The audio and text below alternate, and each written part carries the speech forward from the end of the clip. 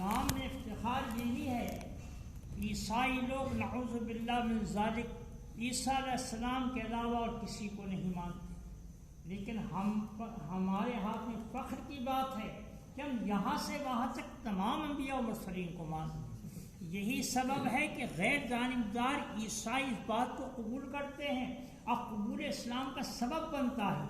تو سب نبیوں پر ایمان رکھنا ایمان کا ایک بہت بڑا حصہ ہے۔ کسی نبی کے متعلق بدعقیدگی نہیں لانا۔ نبیوں سے متعلق ایک بات جانے بوجھ لوگوں میں شروع ہوتی ہے کہ کچھ باتوں کو وہ غلطیوں کو واضح کرتے ہیں۔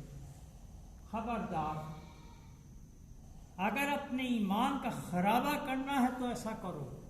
انتہا یہ ہے کہ آدم علیہ السلام کے دانہ گندم شجر ممنوعات کو استعمال کرنے کی بات پر بھی قرآن حکیم میں کہا گیا کہ وہ اس معاملے میں یہ کہا نہیں جا سکتا کہ وہ گناہ کیا، اس نے سرکشی کی راہ سے نہیں کیا، نسیان سے کیا، یہ اللہ نے سفارش کی، اور بے اختیار جانے بوجھے لوگ فلاں سے یہ غلطی ہوئی، فلاں سے وہ غلطی ہوئی۔ خبردار، انبیاء و مرسلین کے معاملے میں بہت محتاط رہو۔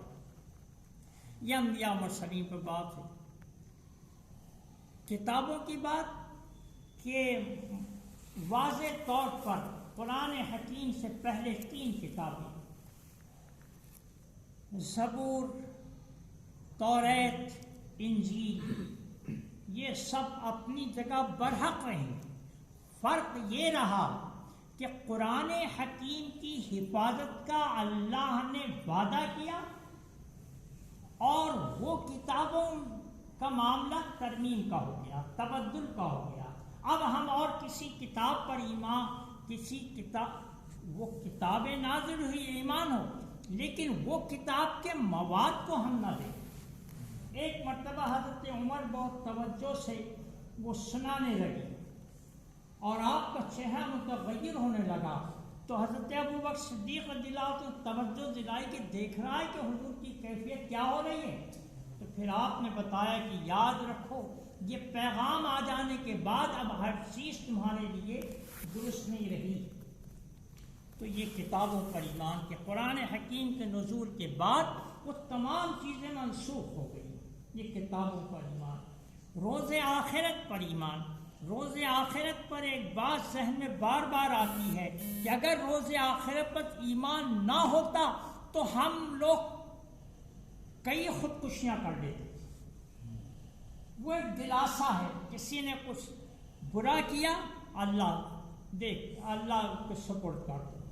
تو یہ اللہ کے سپرد و قیامت پر ایمان رکھنے کے کہ ہم کو اجر اللہ دے گا، یہ بات جو ہے انسان کی زندگی کے لیے بہت سہارا ہے، اور خودکشی جیسی لعنت بھری عمل سے انسان کو قیامت پر ایمان بچا لیتا ہے۔ یا ایک جملے میں بتا دوں، دیر زور لگ رہی ہے، اس کو پھیلاؤ۔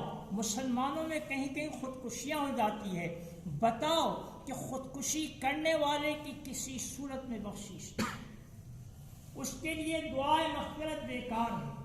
وہ خودکشی کا عمل کرنے کے بعد میں ابھی مرا نہیں اور اب وہ بے چین ہو رہا ہے، وہ توبہ استغفار کر رہا ہے، اس کی توبہ استغفار قبول نہیں ہوگی۔ جس صورت میں اپنے کو مارا ہے عذاب اسی شکل میں بھگتنا پڑے گا، وہی کیفیت تکلیف کی گزرے گی، چاہے چاقو سے مارنے کی، زہر کے کھانے کی، پانی میں ڈوبنے کی، اوپر سے کودنے کی، وہ اسے کروائی جائے گی، پھر جان ڈالی جائے گی اور پھر کروایا جائے گا۔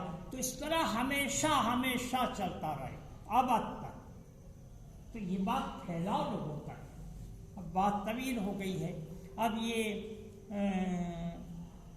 قیامت پر ایمان کی بات ہو گئی۔ یہ آخری بات جو ہے انسان کے ایک ایک عمل کو درست کر دیتی ہے۔ ہم جو عمل کریں وہ قیامت میں پیش ہونے والا ہے، اس لیے اس کو خالص رکھو، اور خالص اس لیے کہ پرکھنے والا بہت باریک نظر رکھتا ہے۔ وما توفیق الا باللہ۔ دیکھیے بھائی، آپ لوگ ان کا خیال کرتے ہیں،